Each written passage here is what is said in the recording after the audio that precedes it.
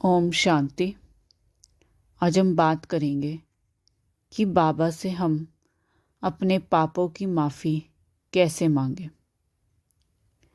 देखिए, बाबा ने हमें मुरली में कहा है कि बच्चे, अगर मुझे सच बताओगे तो तुम्हारा आधा पाप माफ़ हो जाएगा।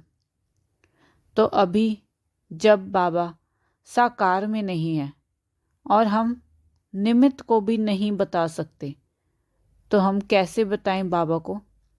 तो बाबा को लिख कर बताने से क्या हमारा सारा पाप माफ़ हो जाएगा?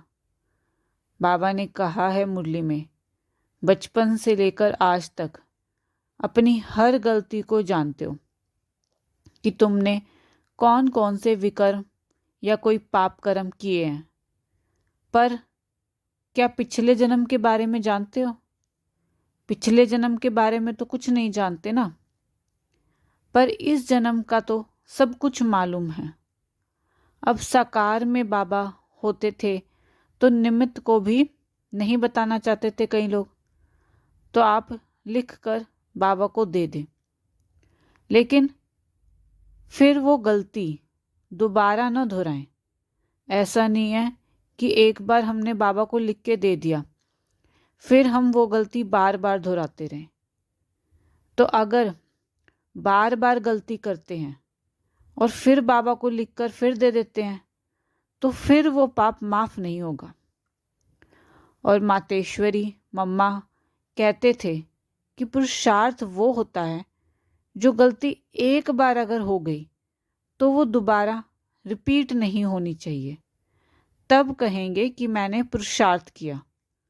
लेकिन अगर बार बार गलती करते हैं तो पुरुषार्थ तो हुआ ही नहीं। तो जो चीज़ में पुरुषार्थ अभी हमने किया ही नहीं, तो परमात्मा भी हमें कैसे माफ़ करेंगे? पुरुषार्थ तो वही कहलाएगा ना कि एक बार गलती होगी फिर वो दोबारा नहीं दोहराई, वो पुरुषार्थ कहलाएगा। तो जो भी गलती हो पूरी बात बाबा को लिख कर दो और बाबा से कहें, बाबा मैं प्रॉमिस करता हूँ कि आगे से ये गलती दोबारा नहीं होगी। तब जाके जो लिखा है वो आधा माफ़ हो सकता है।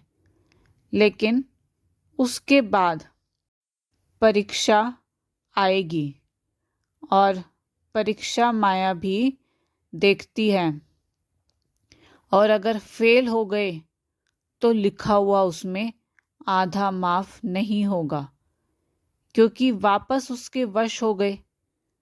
तो लिख कर दो पहले, और फिर माया जब टेस्ट करने आएगी तो उस समय इतना जागृत हो जाओ कि ये माया आई है मेरी परीक्षा लेने के लिए, और मैंने बाबा के सामने दृढ़ संकल्प किया है। तब जाकर के बाबा हमें माफ़ करेंगे। अच्छा जी, ओम शांति।